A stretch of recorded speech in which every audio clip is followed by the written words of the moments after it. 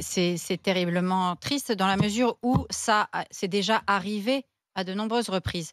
Je rappelle que lorsque le collectif Interurgence s'est formé à la Riboisière, c'était précisément en 2018, suite à un décès, à un énième décès sur un brancard. Et les infirmiers, les paramédicaux des urgences n'en pouvaient plus de voir cette situation à la Riboisière et dans d'autres hôpitaux parisiens, mais dans tous les hôpitaux de France, de personnes âgées, de personnes précaires, de personnes en grande difficulté qui attendent dans les brancards parce que on va se parler un peu, je vais parler un peu sèchement, mais vous inquiétez pas, quand vous êtes un VIP, vous rentrez directement, hein, vous traînez pas 24 heures dans les brancards, vous traînez pas 24 heures dans les brancards, vous avez quelques petits passe-droits pour monter directement en service.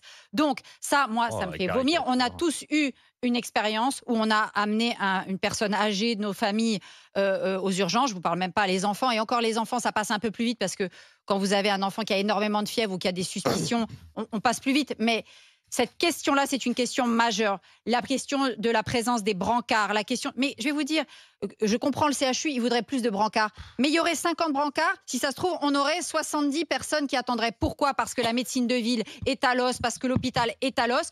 Et Monsieur Brown, il n'avait pas fait une mission flash ? Si. Ah oui. Et il s'est passé quoi depuis la mission flash ? Alors qu'est-ce qu'il va nous dire ? Ça prend du temps de former des médecins et des infirmiers. Voilà, ils ont toujours les mêmes réponses.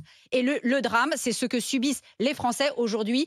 On va à l'hôpital, on n'est pas sûr que votre grand-père ou votre grand-mère va pas rester. Là, ah ben non, mais de toute façon, ça ne veut rien dire mourir dans la dignité. Mais ça, on va me lancer pas là-dessus. Tu attends 2 heures. Allez, c'est une chose. Si tu n'es pas dans une urgence 5-6 heures, hein, véritablement vitale. Non, mais 2 heures, 3 heures, 4 heures, mais 20 heures.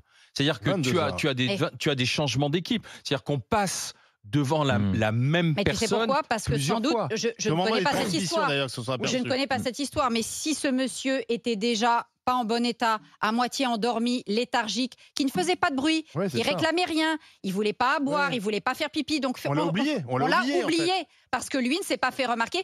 On comprend donc mieux aussi le fait que certaines personnes aux urgences parfois réclament, disaient et alors quand est-ce que vous venez ? Je vais vous dire, au moins ils s'expriment parce que sinon vous pouvez prendre le risque et c'est pas la faute des soignants, c'est pas la faute des soignants, c'est la faute des politiques qui ont mis l'hôpital dans cet état depuis 25 ans. Ils sont tous aux affaires et ils ont tous fait leur mea culpa dans le journal Le Monde pendant l'été pour dire ah oui, si j'avais su, j'aurais pas fait ça. Franchement, il y a des baffes qui se perdent.